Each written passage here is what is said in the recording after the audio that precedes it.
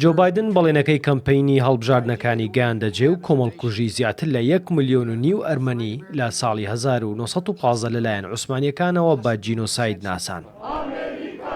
لە کاردانەوەی بڕیارەکەی سەرۆکی ئەمریکا ژمارەیەک خۆپیشاندەری تورک چوونەتە بەردەم قونسوڵخانەی ئەمریکا لە ئەستەمبوڵ داوای داخستنی بنکەی سەربازی ئەنجەلیک و دەرچوونی سەربازانی ئەمریکا لە تورکیا دەکات. ئەم بابەتە هیچ ڕاستیەکی بۆ نییە. ئێمە باش لەوە ئاگادارین کە جۆ بایدن جیاواز لە سەرۆکەکانی پێش خۆی لە 24 نیساندا ئەو دەسەواژەی بەکارهێنا و دەزانین مەبەستی چییە.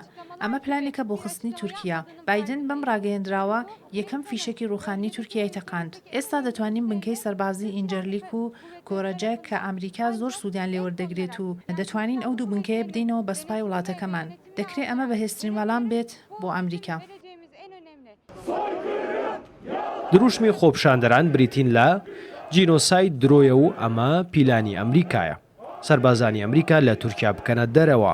وەڵامێک بۆ ئەمریکا داخستنی ئینجەرلیکە. کوڕانی ئەتاتورک هێشتا ماون. ئەوەی بایدن وتی بەشێکی دانەبراوە لەو پیلانەی ئەمریکا بۆ ڕوخاندن و خۆبەدەستوەدانی تورکیا دایڕشتووە. ئەگەر سەیری بنکەکانی ئەمریکاش بکەیت لە هەموو شوێنێکەوە دەوری تورکیایان داوە. لە 2014ەوە شەڕی ئەمریکا و تورکیا دەستی پێکردووە. ئێمە وەکو گەنجانی نیشتیمان لێرەین بۆ ئەوەی وەڵامی پێویستی ئەو ڕاگەیەندراوەی ئەمریکا بدەینەوە.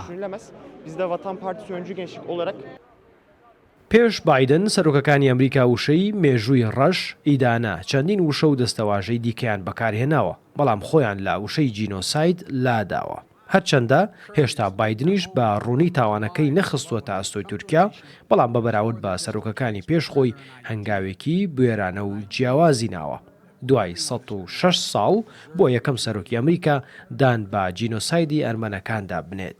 خەڵکی تورکیا ئەم هەنگاوەی بایدن و ئەمریکا بە دەستپێکی پیلانێکی مەترسیدار بەرامبەر با وڵاتەکەیان دەزانن.